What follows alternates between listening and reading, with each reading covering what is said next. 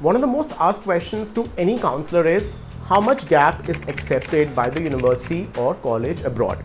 In fact, I was speaking to a counselor friend recently and she told me that 6 out of 10 students still ask this question. Then I thought, why not make a simple explainer video for my students addressing all the study gap questions. Hi, my name is Saket and welcome to LeapScholar. Let us discuss top study gap questions asked by students in today's video. Question 1. What is a gap? A gap is a very broad term and it largely means that the person is not studying, working, running a business or pursuing any meaningful activity. There are largely two types of gaps, study and employment gap. Universities and colleges abroad look at both when you're applying for a bachelor, master or doctoral degree. Question 2. What is counted as a gap? So this will be as per the student level. For instance, if you're applying for a bachelor's level degree, any break between your 10th and 12th or 12th and intended bachelor start date is counted as a gap. For example, you completed your 10th in 2010 and 12th in 2014, there is a gap of 2 years in your education. Similarly, if you completed your 12th in 2014 and applying for a course that starts in 2016, there's almost a 1.5 to 2 years gap.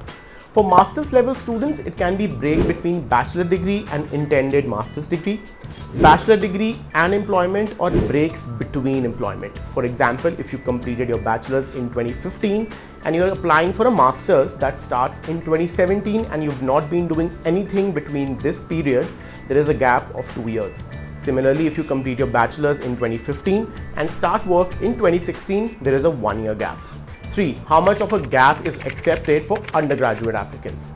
Well, the general rule for undergraduates is 1 year across all the countries, be it UK, US, Canada, Australia, Ireland or New Zealand. In exceptional circumstances, I'd say 2 to 3 years, but that will be very complicated situation to be in if you can't justify the break between your studies.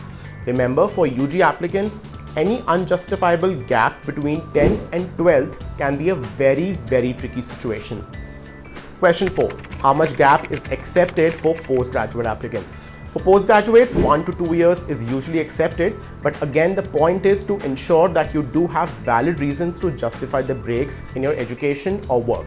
I have seen students with 3+ years of gap getting admits too, but that again depends on how well you justify the break. And that brings me to question 5. How can I justify the gap? 1. Many students take a year off after school or college to travel, backpack or explore the world, and that is accepted by most countries and universities. 2. If you and your family members face medical or health related issues, the gap can be justified, but do know that you should possess proper documentation for the same. 3. Preparation for competitive exams.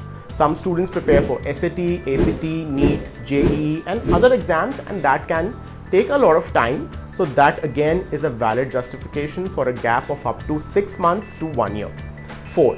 Financial or personal issues.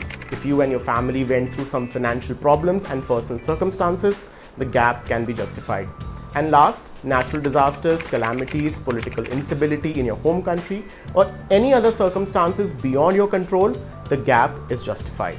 Question 6. How do I explain the gap to the university or the High Commission? In case of a gap, a statement of purpose precisely allows you to put your point across in front of the university and the High Commission. And that is why SOP forms the most important part of your application, and make sure you have your SOP drafted by some of the best experts like our counselors at Leap. If you have a study or employment gap and want to study abroad, just get in touch with us today and our experts will help you with your SOP. I'm dropping the link in the description box below. Hope this video has been super helpful. Let me know if you have queries in the comments and I will see you in the next one.